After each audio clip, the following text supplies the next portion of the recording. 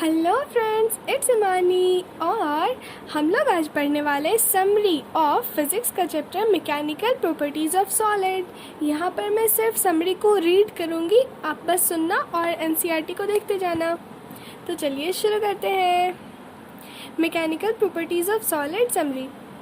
Stress is the restoring force per unit area and strain is the fractional change in dimension.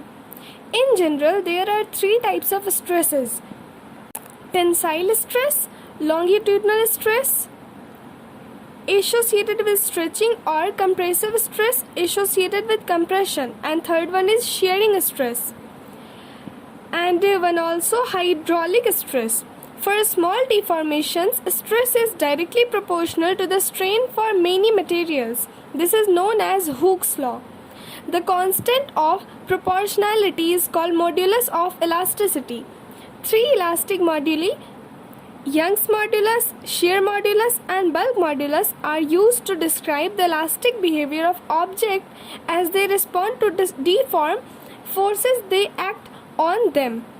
A class of solids called elastomer does not obey Hooke's law.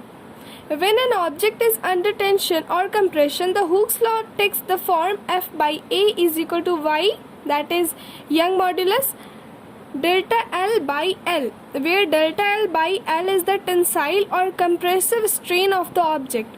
F is the magnitude of the applied force causing the strain, and A is the cross-sectional area over which force is applied perpendicular to A, मतलब area, and Y is the Young modulus of the object. The stress is force per unit area. A pair of forces when applied parallel to the upper and lower faces.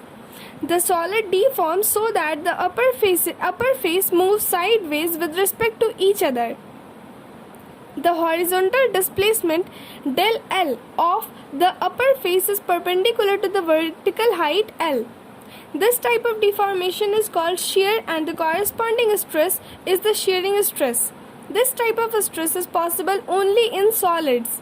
In this kind of deformation, the Hooke's law takes the form force per unit area is equal to G into del L by L, where del L is the displacement of one end of object in the direction of the applied force, and G is the shear modulus.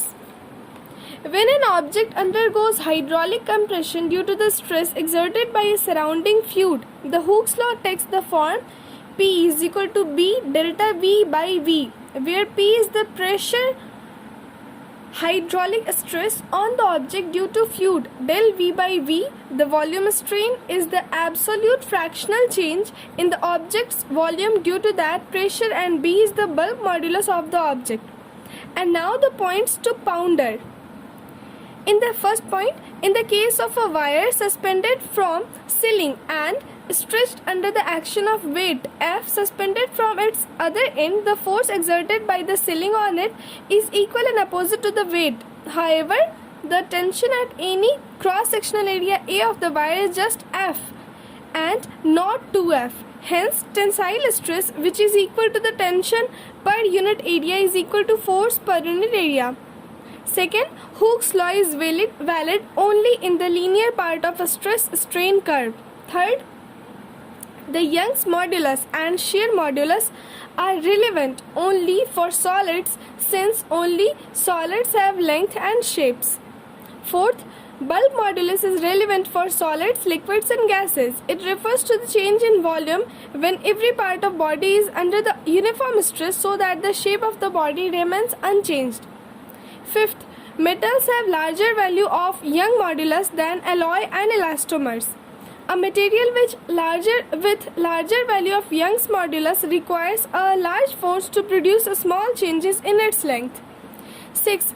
In daily life, we feel that a material which stretches more is more elastic, but it's a misnomer.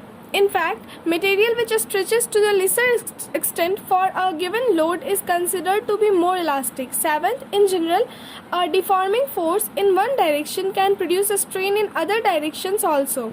The proportionality between stress and strain in such situations cannot be described by just one elastic constant. For example, for a wire under longitudinal strain, the lateral dimensions radius of cross section will undergo a small change, which is described by another elastic constant of the material called Poisson ratio.